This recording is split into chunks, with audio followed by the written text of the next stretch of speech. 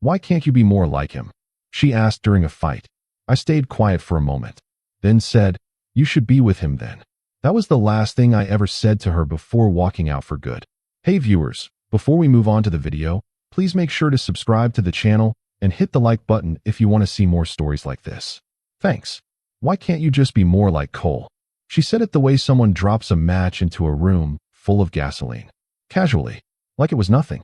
Like those 7 words hadn't just rearranged something permanently inside my chest. I didn't answer right away. I stood there in the kitchen doorway, still holding a dish towel I grabbed to dry my hands, and I looked at her. Really looked at her, for what felt like the first time in months. She was standing near the counter, arms crossed, jaw tight, eyes full of something that wasn't quite anger, but was close enough to it that I couldn't tell the difference. And all I could think was, how long has she been holding that name in her mouth, waiting to throw it at me? I set the dish towel down slowly. I breathed once. Then I said the only thing left to say, then you should be with him. I picked up my keys from the counter. I walked to the front door. I didn't slam it. I just closed it behind me. Quietly, deliberately, like a period at the end of a sentence that had been going on for 3 years too long. We had been together for 4 years. 4 years of shared grocery lists and half-finished conversations and learning each other's sleep schedules and building the kind of ordinary life that people from the outside think is boring, but from the inside feels like the whole world. I was 29 when it ended. She was 27. We lived in a mid-sized city where the winters were long and the summers never felt long enough, in a 2-bedroom apartment that I'd helped her pick out because the light came in through the east-facing windows every morning and she'd said she couldn't imagine anything more perfect. I remember thinking at the time, she's the kind of woman who picks an apartment based on morning light. I remember thinking, I want to be around someone like that for the rest of my life. I was so young in the ways that matter most. Qley had been in her life before I was. That's the part one always want people to understand before they start forming their opinions. He wasn't some guy who appeared after we started dating. He wasn't a threat that materialized out of nowhere. He'd been her friend since college. One of those locked-in, pre-existing friendships that come with their own history and inside jokes and shared memories that you, as the newer person, will never fully access no matter how long you stick around. I didn't have a problem with that, not at first. I was never the jealous type, or at least I never thought I was. I trusted her. More than that, I respected the life she'd built before I was part of it. When she talked about him, I listened without flinching. When they made plans, I didn't ask 20 questions or track her phone or sit at home building silent resentments. I had friends of my own. I had a life of my own. I thought we were both secure enough in who we were to handle the natural complexity of having people in your life who existed before the relationship did. I was right. For a while. The first time I noticed something shifting, it was so subtle I almost convinced myself I'd imagined it.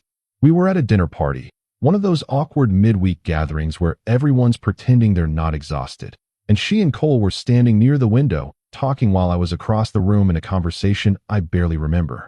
At some point, I looked over and caught a flash of her laughing, her head tilted back, completely unguarded, and something about the way she was standing was different from how she stood when she talked to me. Looser, lighter, like she didn't have to hold anything together.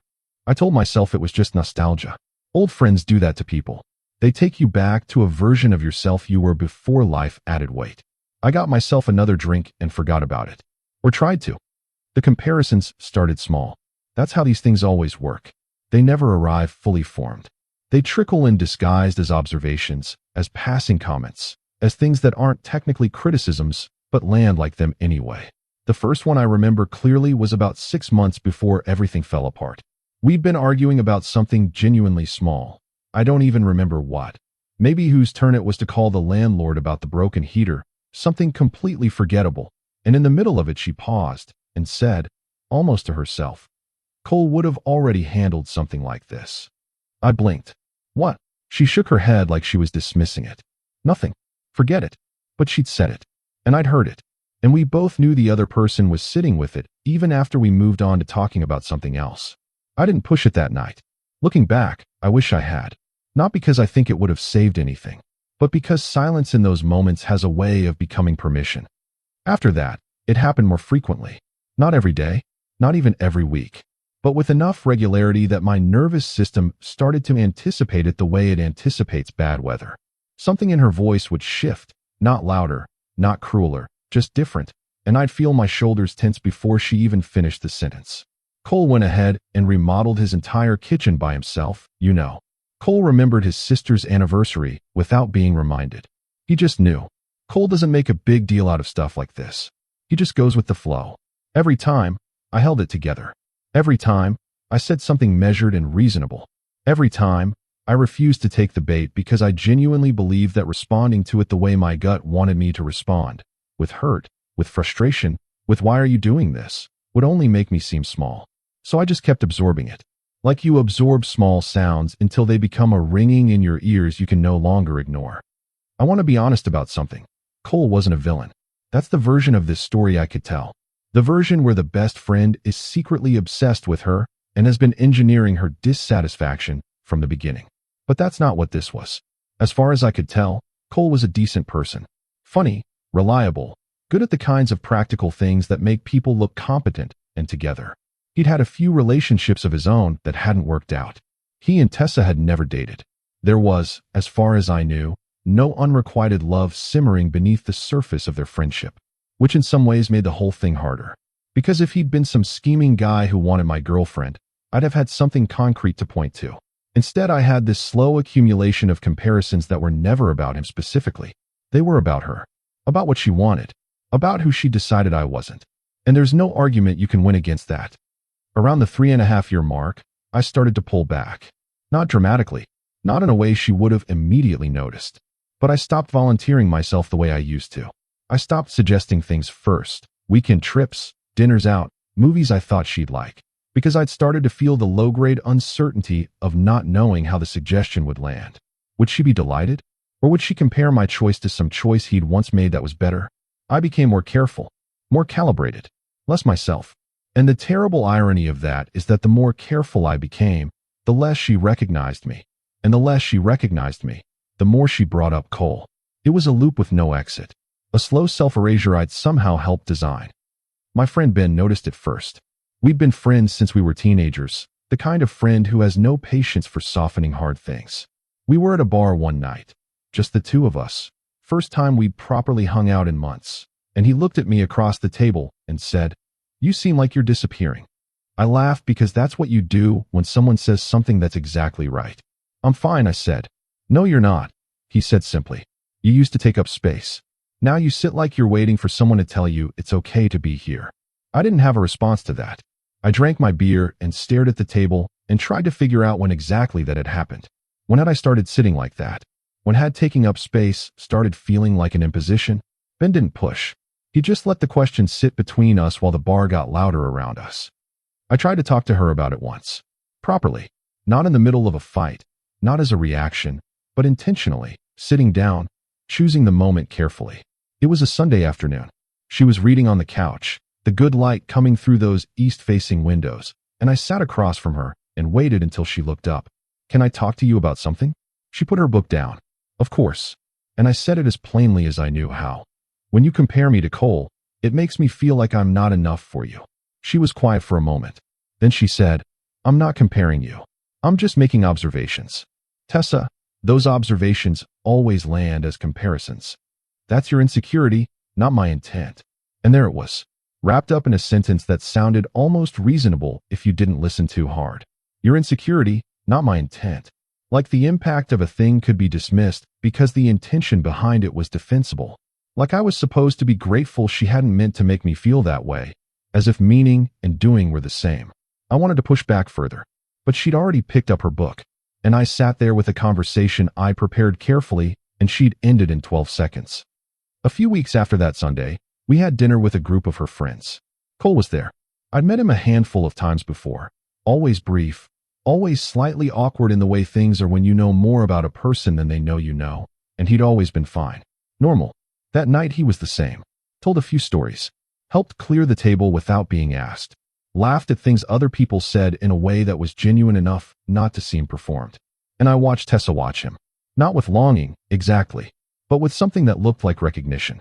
Like she was looking at a person who reflected back the version of life she'd imagined for herself, and finding in that reflection a constant comparison point. On the drive home, she was quiet for a long time. Then she said, "He's doing so well. Did you hear what he's doing with the company?" "Yeah," I said. I heard. He just seems so sorted. I kept my eyes on the road. Good for him, I said. She didn't respond. And we drove the rest of the way home in a silence that had a particular texture to it. Not the comfortable kind, not the peaceful kind, but the kind that means both people are thinking things they haven't decided whether to say. The next few weeks were surface-level normal. We cooked dinners together. We watched things on TV. We had conversations about her work and my work and a trip we were vaguely planning but hadn't fully committed to. From the outside, it probably looked fine, maybe even good, but something had calcified between us. One of those invisible walls that couples build out of unfinished conversations and swallowed feelings that neither of you can point to directly, but both of you walk into every single day. I kept waiting for it to dissolve. I kept thinking, maybe it just needs time.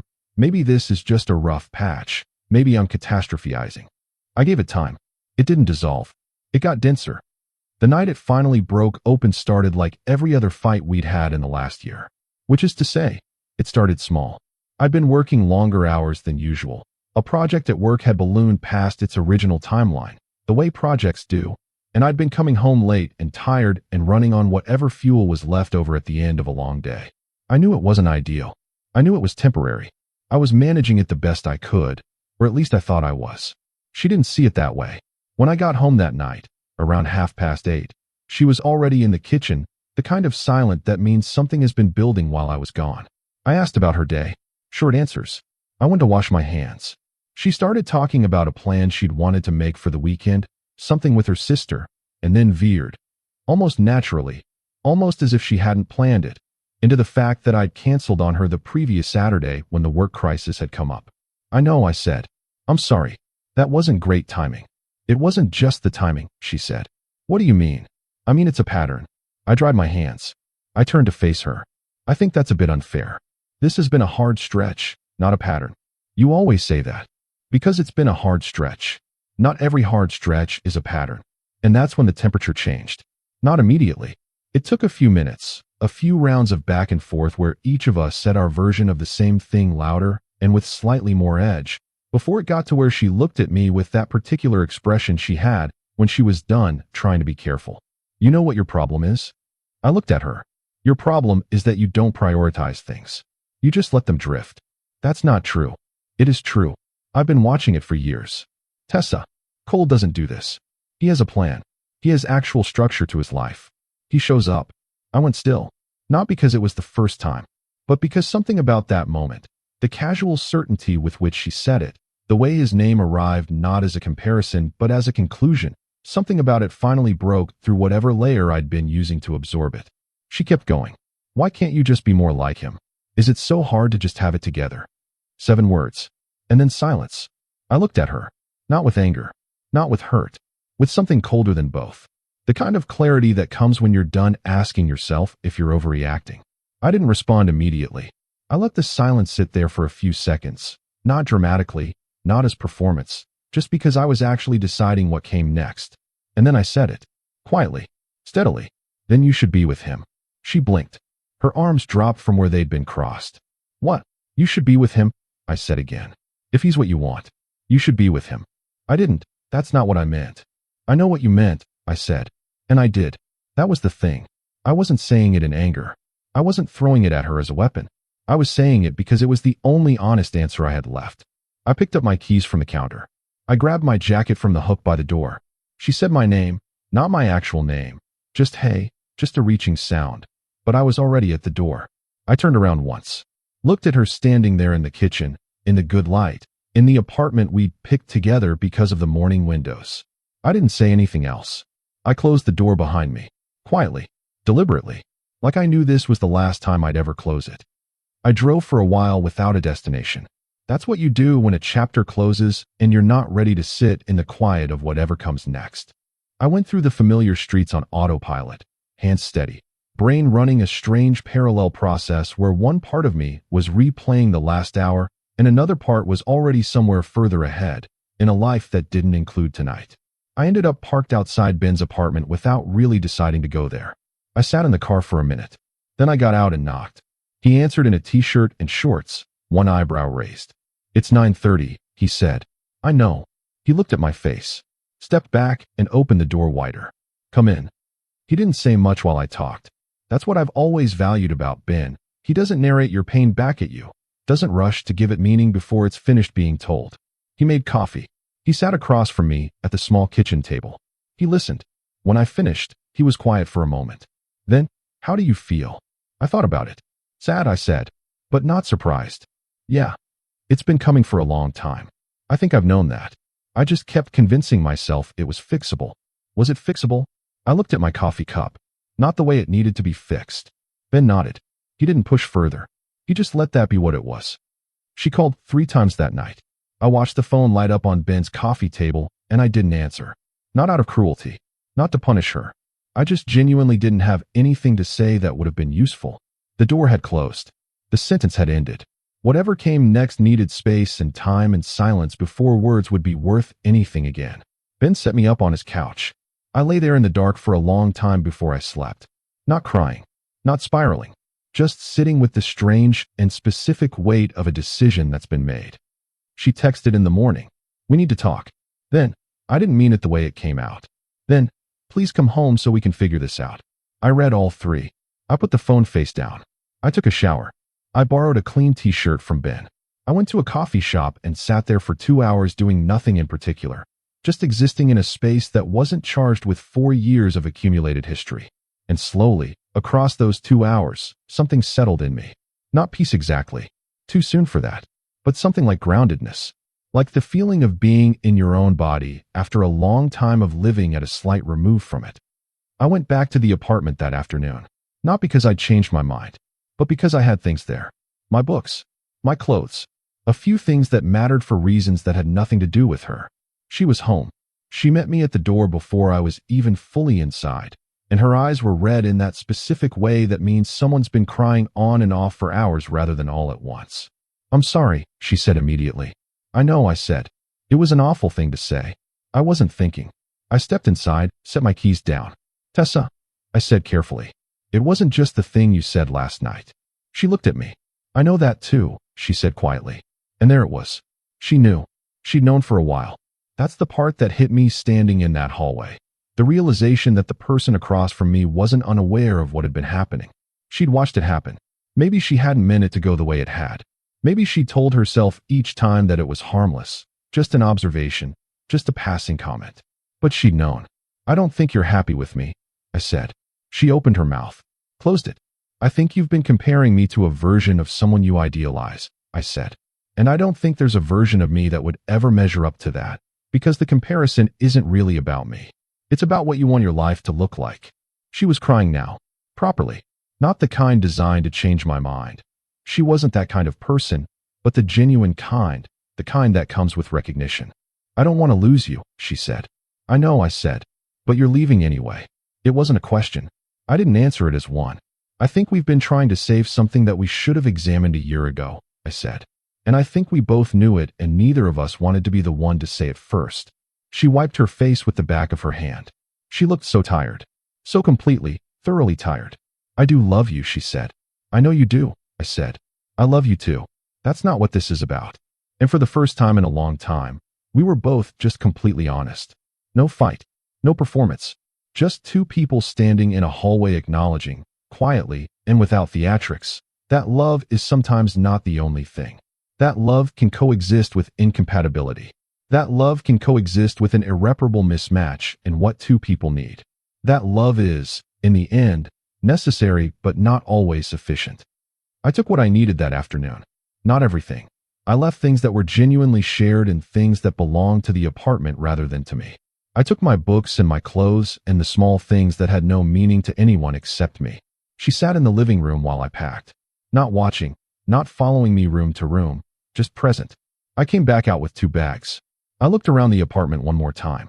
Morning light. East-facing windows. The small plant on the windowsill that we'd argued about whether to get, and then both ended up loving. Take the plant, she said softly, like she'd followed my gaze. It's your plant. We both know you picked it. I almost smiled. Almost. I left the plant. I picked up my bags. I said goodbye. She said goodbye. And that was it.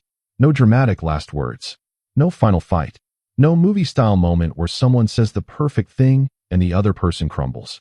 Just a closing. Clean. Real. Final. The weeks after were the kinds of weeks that don't make good stories. No catharsis.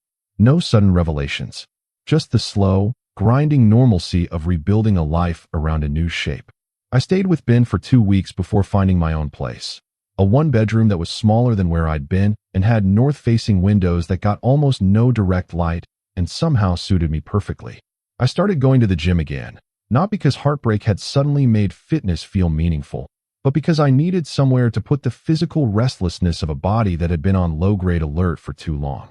I called my parents more, not to tell them what happened. That conversation happened once, briefly, without drama, but just to talk. To remember the versions of myself that existed before this relationship, before any of this. I read more. I slept better than I had in months. That last part surprised me.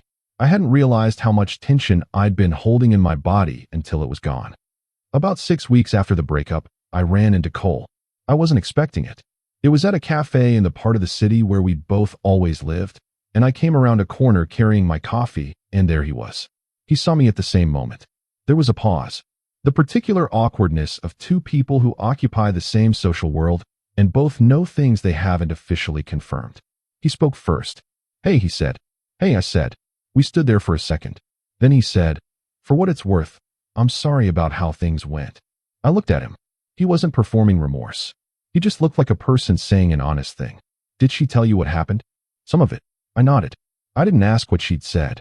"I never," he started, then stopped. Then tried again. "I never wanted to be a wedge. In case you were wondering." "I didn't think you were," I said. "Not intentionally." He nodded.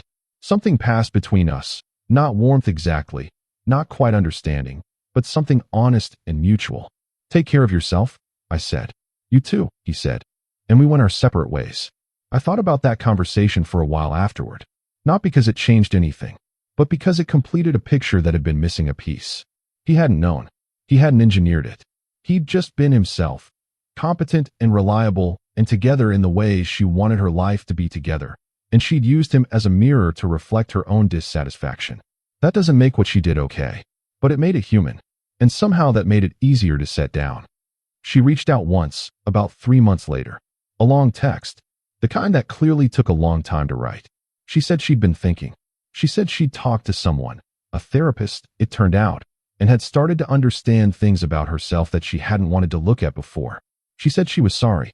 Not the reflexive, "I didn't mean it" kind of sorry from the morning after, but the kind of sorry that comes after sitting with something long enough to really feel the weight of it. She said she hoped I was okay. She said she didn't expect a response, but that she needed to say it. I read it twice. I sat with it for a day. Then I wrote back. Not much. Not a door reopened. Just, "Thank you for saying that. I hope you're okay too." I meant it. Both sentences. And I left it there. The thing people always want to know about a story like this, the question sitting underneath all the other questions, is, did you see it coming? And the honest answer is, not really. Not the ending. Not the specific shape it would take. But the erosion? Yes. I saw that. Or more accurately, I felt it without allowing myself to name it. I think that's the real mistake I made. Not trusting her too much. Not failing to address the comparisons early enough. The real mistake was the quietness. The way I absorbed things rather than surfacing them. The way I'd convinced myself that not reacting was the same as handling it well, when really it was just a way of letting damage accrue without documentation. I was so focused on not being the kind of person who makes a scene that I forgot to be the kind of person who makes himself legible. I should have said sooner and more clearly, "This is hurting me." Not as accusation. Not as ultimatum. Just as information. Just as the basic human act of telling someone what's happening inside you. Instead, I waited until it was 7 words that had finally accumulated enough weight to break something open. That's on me, and I've made peace with that.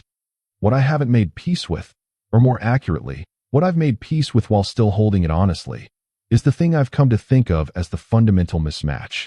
Not between me and Tessa as individuals, but between the relationship we had and the relationship she wanted. Because what became clear in the weeks and months after was that the comparisons were never really about Qley. Qley was a container, a symbol. What she actually wanted was a life that felt more intentional, more structured, more sorted, more built with visible care, and she'd latched onto him as the embodiment of that because he happened to have those qualities in the areas where she noticed them.